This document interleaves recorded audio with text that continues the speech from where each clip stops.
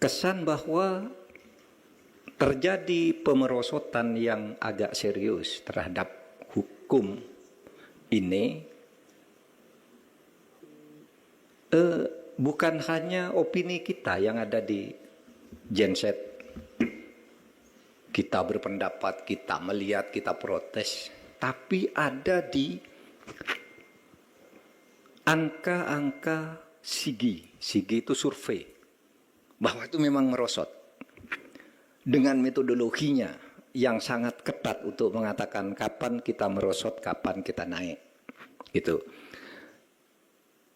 Nah, sekarang ini kalau kita melihat keadaan kita, kok rasanya kita ini hampir putus asa.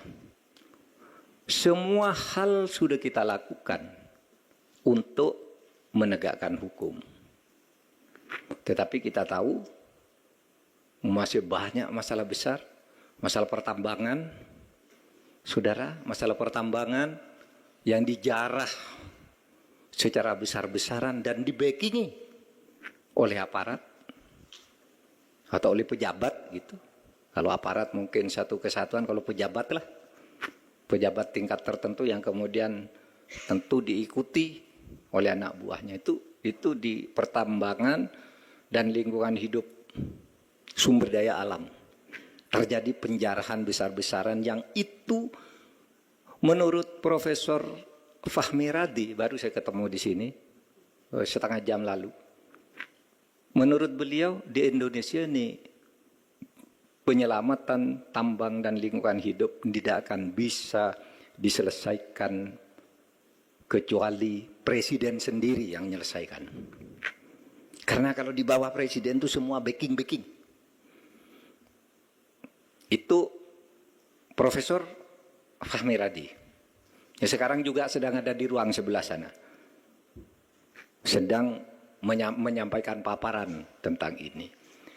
Jadi saudara, ini bukan pendapat orang yang mungkin karena beda pandangan politik, enggak. Sehingga saya 2 minggu lalu saya berbicara di depan The Habibie Center, Habibie Demokrasi Forum, ulang tahun The Habibie Center yang ke-26. Saya menjadi keynote speaker. Ya, seperti ini. Saya katakan waktu itu, saudara, kita ngapain seminar-seminar gini terus? Teorinya udah habis. Gudang teori itu udah kosong, udah dipakai semua. Apapun nanti, coba, apapun nanti yang kita bicarakan, itu teorinya udah lama dibicarakan. Kenapa seminar lagi? Ya kita ingin mengingatkan. Meskipun kita udah tahu nih teorinya gini, harus gini, masalahnya dia udah tahu semua. Sudah habis teori. Tinggal satu teori yang masih workable, yaitu konsistensi dan ketegasan presiden. Itu konsistensi untuk menegakkan hukum. Kalau visi dan statement udah cukup, no, presiden hebat tuh. Pokoknya korupsi nggak boleh ada, kemanapun saya kejar. Sudah. Komitmen, konsistensi dan ketegasan. Sudah, komitmennya sudah dinyatakan berkali-kali. Kemarin dipidatokan lagi di Golkar kemarin sore. Dan selalu katakan tuh komitmen sudah. Tinggal konsistensi dan ketegasan presiden. Karena sampai saat ini kita belum melihat bagaimana ini implementasinya untuk orang-orang di bawah presiden. Sehingga kita tunggu dan kita berharap masih ada asa. Jangan putus asa. Di tengah keputusasaan banyak orang ini masih ada asa. Asa itu harapan. Apa harapan kita sekarang? Kita tunggu. Pak Presidennya apa nih? Untuk kasus ini apa? Yang sudah muncul nih. Kan ini harus Presiden turun nih.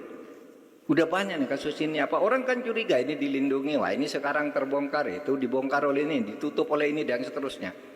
Ini yang sekarang sedang terjadi. Sehingga setengah bulan lagi kita mau masuk tahun baru, kita berharap. Kalau saya sih masih berprasangka baik. Mungkin Presiden, ingat loh Pak Prabowo orang cerdas. Bacaannya banyak, pengalamannya panjang. Timbul tenggelam di dunia politik sudah dia alami. Sehingga saya berprasangka baik, ini mungkin Prabowo masih sedang menyusun sebuah strategi untuk mencari momentum, untuk menggempur ini semua. Itu prasangka saya. Tapi ada prasangka, ini kok sama aja gitu. Nah kita lihat aja nanti. Ya, sama aja tidak memberikan asa. Tapi saya berharap masih ada asa, karena ini kan baru 52 hari Pak Prabowo memimpin. Kita kan punya rentang 100 hari biasanya kalau menilai. Nah, saudara, saya katakan tadi, kita mencari asa dari situasi buruk. Apa situasi buruk itu? Mari saya sekarang lihat pada saudara. Menurut World Justice Project. World Justice Project itu satu lembaga SIGI, lembaga survei internasional yang mensurvei indeks ketaatan pemerintah terhadap hukum, indeks the rule of law.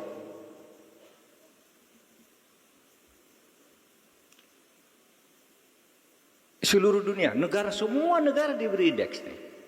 Ini sekian, Singapura sekian, Indonesia sekian, Jepang sekian, Amerika sekian, terus diindekskan. Ini teman World Justice Project yang sekarang orangnya sedang ada di sini. Sengaja saya undang ke Indonesia untuk bercerita. Sudah 10 tahun Indonesia mengalami stagnasi. Mengalami stagnasi di dalam ketaatan dalam penegakan hukum oleh negara.